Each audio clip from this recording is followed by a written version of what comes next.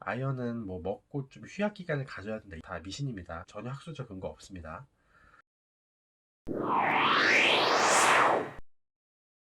안녕하세요. 자, 오늘은 어린이 아연 영양제에 대해서 이야기를 해보려고 합니다. 아연도 엄청나게 필수적인 영양소인 것처럼 많이들 생각을 하고 계세요. 그렇기 때문에 뭔가 이제 영양제 처음 시작하려고 하시는 분들이 뭐부터 먹일까? 아연이 필수라더라. 그래서 아연부터 시작하는 분들을 상당히 많이 봤습니다.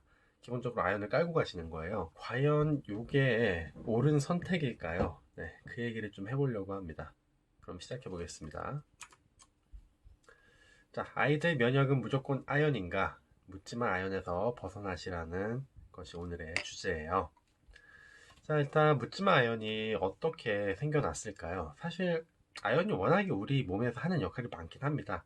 지금 그 역할들 중에서 이제 몇 가지를 추려서 써봤는데, 이제 쉽게 말하면은 면역에도 필요하고, 뭐 성장에도 필요하고, 소화에도 필요하고, 이렇게 몸 안에서 상당히 다양한 부분에서 아연이 작용을 하고 있어요. 그렇게 좋으면 그냥 먹으면 되지. 왜 문제가 있다는 것이냐? 보통 이제 아연을 먹이시는 분들은 요 문장 때문에 먹이시게 됩니다. 정상적인 면역 기능이 필요하고 정상적인 세포 분열에 필요하다. 당연히 맞는 말이에요. 근데 이제 요 문장을 잘 해석해야 하는 게 정상적인 면역 기능에 아연이 필요하다. 라는 말은 아연이 있기만 하면 어쨌든 정상적인 면역 기능이 일어난다라고도 생각을 할 수 있어요. 자, 그런데 이제 문제는 아연이 그렇게 우리한테 부족한가? 요거를 따져봐야 된다는 거죠. 대부분 그냥 아연이 면역이 좋다더라 라는 이제 말만 듣고 많이들 구매를 하시는데, 그래서 업체들도 사실 이 문장에 집착을 하는 것도 있어요. 왜냐면은 마케팅하기 좋거든요. 면역이라는 말을 저렇게 직접적으로 기능성에 담고 있는 이제 고시형 원료, 고시형 원료는 뭐 업체들이 그냥 간단히 사용할 수 있는 그런 원료들을 고시형 원료라고 하거든요. 면역이 들어가 있고 고시형 원료이면서 가격이 싼 건 아연밖에 없어요. 그래서 아연을 업체들도 열심히 광고를 하고 팔아대니까 소비자들도 속고 그냥 살 수밖에 없는 겁니다. 일단 음식에 생각보다 아연이 많이 들어있어요. 아연 자체가 그렇게 우리 몸에서 요구하는 양이 많지 않기 때문에 음식에도 막 엄청 많이 들어있는 건 아닌데 우리 몸이 필요로 하는 양 정도는 들어있다는 거죠. 보통 이제 이런 해산물이나 뭐 육류들 이런 동물성 식품들에 아연이 좀 많이 들어있는 편이고요. 워낙에 지금 식습관이 다들 서구화됐지 않습니까? 그렇기 때문에 이렇게 동물성 음식을 즐기는 식생활에서는 사실 결핍이 오기가 쉽지 않습니다. 이제 아연이 면역적으로 각광받게 된 배경이 되는 문헌들이 있는데 그런 면역과 아연과의 이제 릴레이션을 확인한 문헌들은 좀 아연이 많이 부족한 그런 환경에 있는 개발도상국들, 후진국들 이런 곳들을 타겟으로 연구한 것들이 많아요. 그거를 그대로 우리나라 실정에 갖고 온다는 것은 좀 무리가 있다고 생각을 합니다. 게다가 과잉증이 엄연히 존재하는 미네랄입니다. 그래서 이제 우리나라 아연 섭취 기준을 한번 보면은 자 여기 권장 섭취량이라는 게 있고 상한 섭취량이라는 게 있어요. 권장 섭취량만 섭취가 돼도 우리 몸은 아연이 부족하지 않다고 느낀다는 의미고 상한 섭취량은 되도록이면은 이거를 넘어서 섭취하지 말아라는 의미를 담고 있습니다. 애기들 그 만 1, 2세 그리고 3, 5세 6ml, 5ml 이렇게 나와 있는데요.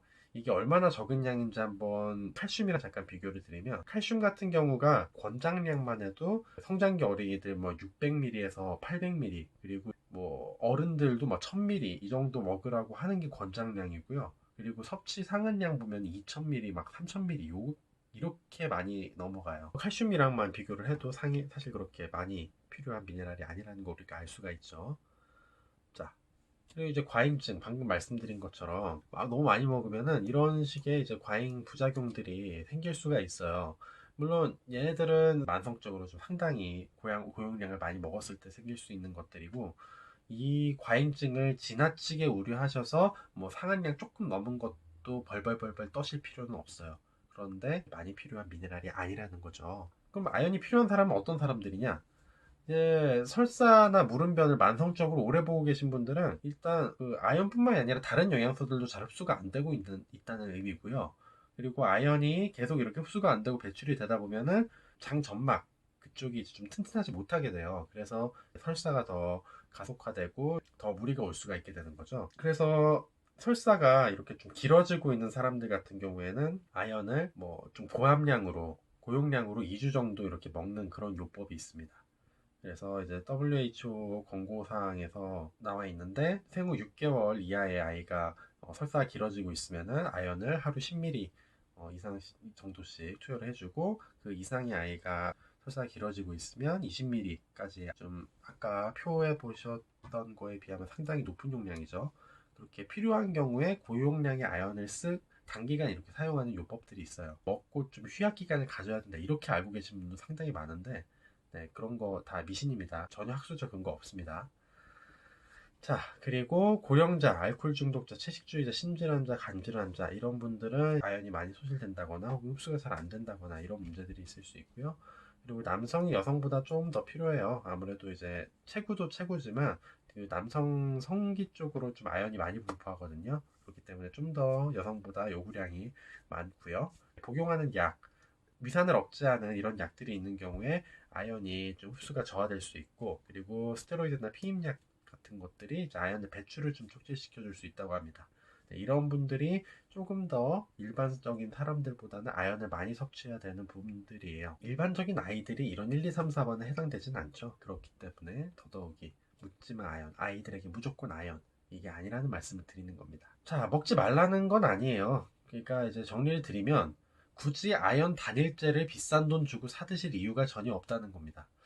아연 자체는 원료값이 상당히 싼 편이에요. 이거는 여기다 아무리 포장을 하고 뭐 금가루라도 칠하지 않는 이상은 아연이 비싸질 수가 없습니다. 그거를 굳이 몇만 원 돈 주고 드실 이유가 없다는 거예요. 이렇게 종합영양제에도 충분히 우리 몸에서 부족하지 않다고 느낄 수 있는 아연이 이미 담겨져 있습니다. 예로 든 종합영양제고, 그 밖에도 다양한 면역 관련 제품들 혹은 이제 종합 미네랄, 종합 비타민 제품들에 아연이 아주 아주 흔하게 들어가요. 집에 갖고 계신 제품 있으면 한번 뒤집어서 보세요. 아연 다 들어있고요. 절대 부족한 양이 아닙니다. 자, 이 문장 다시 가져왔습니다. 정상적인 면역 기능에 필요하고 정상적인 세포 분열에 필요하다. 틀린 말은 아니지만 이 문장에 너무 현혹되지 마시기 바랍니다. 여기까지 하겠습니다. 도움되셨다면 좋아요와 구독 버튼 부탁드릴게요. 감사합니다.